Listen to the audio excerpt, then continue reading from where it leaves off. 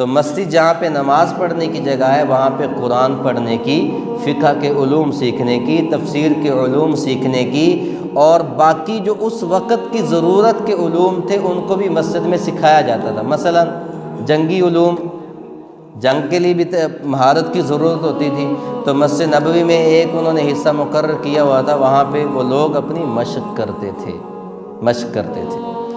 اور نبی کریم صلی اللہ علیہ وسلم کے صحابہ مستقل مسجد میں رہتے بھی تھے، ان کے کھانے کا انتظام بھی ہوتا تھا، ان کے لیے دسترخوان بھی لگتے تھے، پھر لوگ ان کے پاس چونکہ کھانے کے لیے چیزیں نہیں ہوتی تھیں تو مدینہ کے باقی جو افراد تھے وہ ان کی مدد کرتے تھے اور ان کے لیے کھانے پینے کی چیزیں بھیج دیتے تھے۔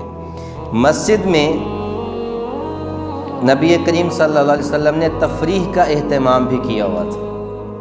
اب بھی جو ترقی یافتہ ممالک ہیں یا آؤٹ آف کنٹریز ہیں جیسے یورپین کنٹریز ہیں، وہاں پہ مسجدوں میں انہوں نے پلے لینڈ بنائے ہوئے بچوں کے لیے، لیکن بات پھر وہیں آ جاتی کہ ہم پاکستانی ہیں، اگر ہم بنا بھی دیں تو ہماری مسجدوں کا کیا حال ہوگا۔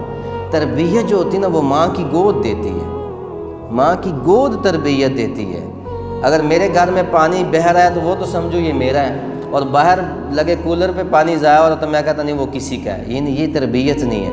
میرے گھر کا نقصان بھی میرا ہے، میرے ٹاؤن میں، میرے ملک میں، میرے شہر میں اگر کوئی لاس ہو رہا ہے تو وہ بھی میرا ہی حقیقت میں ہو رہا ہے۔ یہ تربیت کی ہمیں ضرورت ہے۔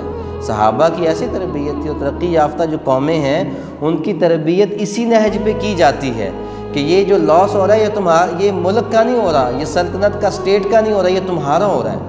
جب ہم اس پوائنٹ آف ویو سے دیکھیں گے تو آپ کی گلی محلے صاف بھی ہوں گے، آپ کے یہ جو روڈز دن بدن ٹوٹ رہے ہیں، آپ لوگ جاتے ہیں دیہاتوں کی طرف سفر کرتے ہیں، اچھا مجھے اس بات میں بڑی حیرانی ہوتی ہے، وہاں پہ سڑک ایک دفعہ بنا دی اسٹیٹ نے، اس کی حفاظت کے لیے ڈپارٹمنٹ بھی ہیں، اگرچہ وہ نہیں وہاں پہنچ سکتے، لیکن وہ ایک سڑک گزر رہی ہے کسی ذمہ دار کے زمین سے، اس کے پاس ہل بھی ہے، ٹریکٹر بھی ہے، کرایہ بھی ہے، ہر چیز ہے، لیکن وہ کھڈا نہیں پورتا کبھی بھی، وہاں مٹی نہیں ڈالتا، ساری وہ جتنے بھی لوگ گزرتے ہیں وہ اذیت میں گزرتے ہیں۔ کیوں؟ اگر اس کے گھر کے سامنے ہوتا تو شاید اس کو وہ دبا دیتا، اس کے اوپر مٹی ڈال دیتا، اس کی تلافی ہو جاتی، لیکن ہم اس کو اپنا سمجھتے نہیں۔ من حیث القوم یہ ہمارا المیہ ہے۔ تو نبی کریم صلی اللہ علیہ وسلم نے مسجد میں تفریح کا بھی انتظام کیا۔ عید آتی، خوشی کے دن آتے تو صحابہ مسجد میں جمع ہوتے تھے، نہ کہ چوکوں پہ جمع ہوتے تھے۔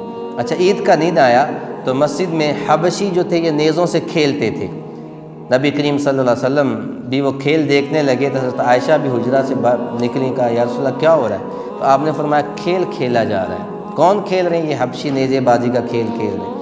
انہوں نے کہا اللہ کے رسول صلی اللہ علیہ وسلم میں بھی دیکھنا چاہتی ہوں۔ تو آپ نے فرمایا آپ کھڑی ہو جاؤ۔ تو سید عائشہ رضی اللہ تعالیٰ نے پیچھے کھڑی ہو گئی، انہوں نے آپ کے شانہ مبارک پہ اپنی ٹھوڑی کو رکھ دی اور پردہ آگے کر لیا اور کھیل دیکھنے لگی۔